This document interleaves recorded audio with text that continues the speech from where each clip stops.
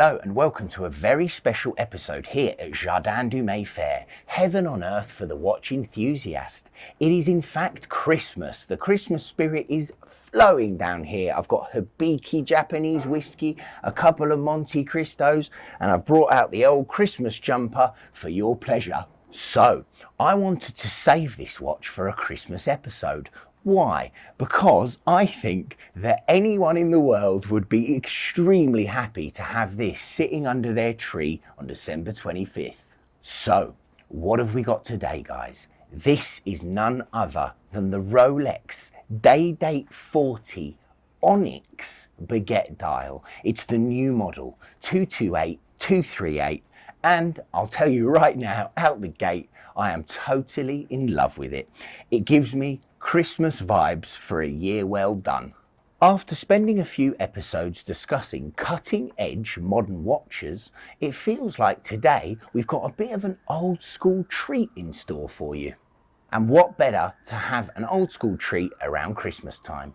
This is none other than the Rolex Day-Date 40 Onyx style Baguette Diamond 228238.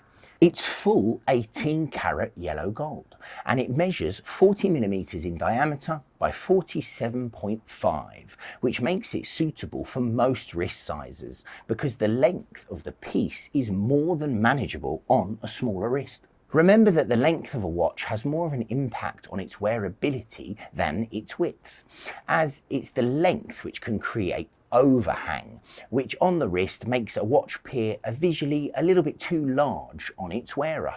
You'll have no such trouble here. This being a day-date, it's mounted on the iconic President's bracelet with polished center links. It's my favourite bracelet, and it's the bracelet which gives the day-date its often used President nickname. So, before we keep going, I can't resist to get it out and have a little look. I just think that this Onyx dial, with this pattern running through it, no two the same, it just deserves to be observed. The 40mm Day-Date has a 21mm lug width, which balances out the head and the overall weight of the watch perfectly. A huge plus point on the newer Rolex bracelets, particularly in precious metal, is that the infamous bracelet stretch has been done away with, courtesy of ceramic coated screws and pins. So you will never find a stretchy bracelet on a newer model. Now, the use of ceramics has prevented this wear by abrasion, ensuring that modern Rolex bracelets retain their integrity for years. That said, the best way to preserve your bracelet will always be to keep it clean regardless of age. I suppose this isn't exactly a tool watch, it's definitely a dressy piece, so you're not going to have much problems here, but it's lovely that Rolex have taken on the problem and made it no longer an issue. So, the dial. Purely put, the dial on this is special. It's made from onyx, which is a variety of gemstone notable for its jet black appearance with grey or white parallel striations. Now, this particular dial has the most beautiful and almost marble-like grey striation running straight across it, which serves as a reminder that this is a stone dial and its depth of colour is achieved through nature rather than enamelling and gloss. How cool is that? Now, for those who believe in these things, which of course I do, onyx is said to shield from negativity and symbolises strength and decisiveness. So at least the latter will help you say, yes, I'll take it.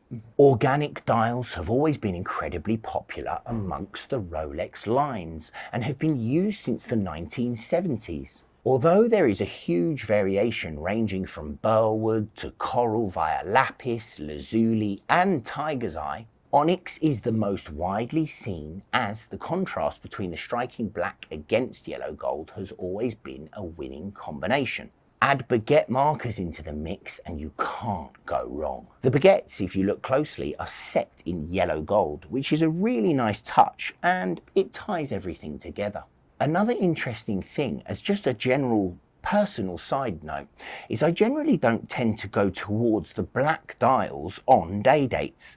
However, the onyx has swayed me so far that it might be my new favourite dial. Now running the show is the shock-resistant Rolex caliber 3255, which gives 70 hours of power reserve and an accuracy of +2, -2 seconds per day after casing. This caliber features a double quickset day and date, which is both the norm these days and a blessing, because setting a non-quickset day-date is an exercise in patience. So to cut a long story short, from 1956 to 1983, day-date users were very similar to safecrackers in their dedication to twizzling a dial and a crown until everything lined up correctly. Now in the early 80s, Rolex introduced the single quickset to the day-date range so that the date could be set independently. And it wasn't until 1999 that the double quickset was released, where both the day and the date could be set at speed. Evolution, not revolution, in action. To change the day and the date on this modern reference, you unscrew the crown and pull out to first position. Roll crown up for date and down for day. Pulling the crown out to the second position allows you to stop, hack the seconds, and set the time. Bosh, you're done. The day-date was first launched in 1956 and was the first watch to display both the date and the day written in full in 26 different languages. They were initially launched on the President bracelet, which remains in situ today because if it ain't broke, don't fix it. They were first referred to as the President in 1957 and true to form have been on many a presidential wrist, ranging from Ford, JFK, which was a gift from Marilyn, and Lyndon B. Johnson. The day-date is the flagship model in the Rolex range, and it has gathered a huge list of both male and female admirers in its 67 production years, including the classics such as Kevin Hart, Jennifer Aniston, LeBron James, Conor McGregor, Brad Pitt, Jennifer Lopez, and Fidel Castro. And I can understand why that list is so great and so long, because when I see this watch, it just makes me happy. End of discussion. I really, really love it.